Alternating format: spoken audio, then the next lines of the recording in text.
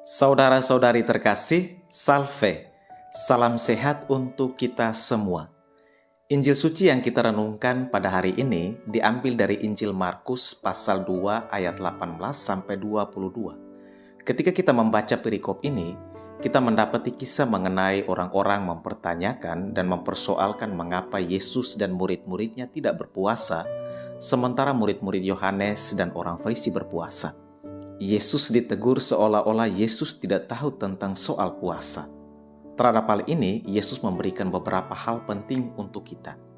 Yang pertama adalah puasa mestinya dilakukan pada waktu yang tepat. Yesus menyatakan bahwa selama sahabat-sahabat mempelai masih bersama mempelai, mereka belum bisa berpuasa. Akan tiba waktunya mempelai itu diambil dari mereka, dan pada waktu itulah mereka akan berpuasa. Yang Yesus maksudkan di sini dengan mempelai adalah dirinya sendiri, sedangkan sahabat-sahabat mempelai adalah para muridnya. Yesus bukan anti puasa. Yesus percaya pada puasa dan dia sendiri pun berpuasa. Ketika Yesus masih berada bersama para muridnya, yang dialami oleh para muridnya adalah sukacita dan bukan duka cita. Karena di mana Yesus ada, di situ ada sukacita. Tapi bukan berarti para murid tidak akan berpuasa, melainkan akan ada waktunya mereka juga berpuasa, yaitu ketika Yesus diambil dari mereka. Karena puasa adalah simbol rasa duka dan penyangkalan diri. Saudara-saudari terkasih, yang kedua adalah cara dan sikap yang tepat dalam berpuasa. Yesus menegaskan bahwa tidak tepat menampal baju tua dengan kain yang baru, karena yang baru akan mencabik yang tua sehingga makin besar sobekannya. Orang Katolik berpuasa bukan sekedar kebiasaan, bukan sekedar menjalankan aturan atau kewajiban keagamaan. Atau puasa bukan soal rutinitas atau legalitas semata. Puasa yang benar bukan dilakukan untuk dipamerkan kepada orang lain, melainkan mestinya dilakukan dengan kesungguhan hati. Sangat tidak tepat dan tidak memadai jika kebiasaan hidup lama, hidup dalam dosa, ditampal dengan hal-hal rohania.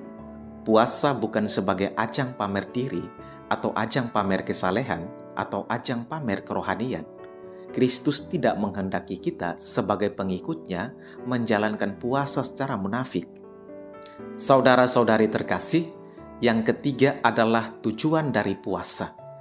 Orang Katolik mestinya menjalankan puasa dengan tujuan yang jelas dan tepat. Yesus menyatakan bahwa tidak ada orang yang mengisi anggur yang baru ke dalam kantong kulit yang tua, karena anggur itu akan menggoyahkan kantong itu, sehingga anggur dan kantongnya dua-duanya terbuang. Anggur yang baru hendaknya disimpan, ditaruh di kantong yang baru pula. Di sini Yesus menekankan bahwa tujuan puasa itu harus tepat. Tujuan kita orang Katolik berpuasa adalah Kristus. Tanpa Kristus, puasa kita menjadi sia-sia belaka. Sebagai orang Katolik, puasa adalah sebuah keharusan dan sesuatu yang mutlak diperlukan. Karena seorang Katolik yang berpuasa itu berhubungan langsung, berhubungan erat dengan Kristus. Puasa bagi orang Katolik bukan terutama untuk diri orang yang sedang berpuasa itu, melainkan untuk Kristus.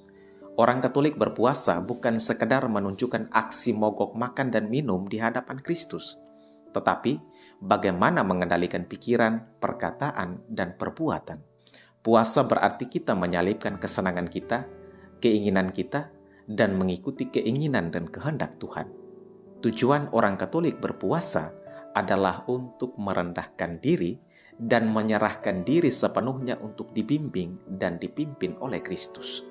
Puasa membantu kita orang Katolik untuk memperluas ruang bagi Kristus dan memperdalam kasih kita kepada Kristus. Dengan berpuasa, orang Katolik dibantu untuk membangun kedekatan, keakraban, dan keintiman dengan Kristus. Jadi, puasa adalah salah satu cara orang Katolik menyangkal diri untuk lebih akrab, lebih intim dengan Kristus. Jika seorang Katolik berpuasa tanpa penyangkalan diri, maka puasanya itu akan menjadi tidak berguna, akan menjadi tidak berarti sama sekali.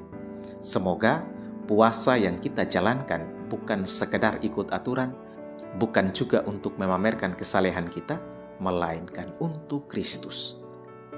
Tuhan memberkati kita semua.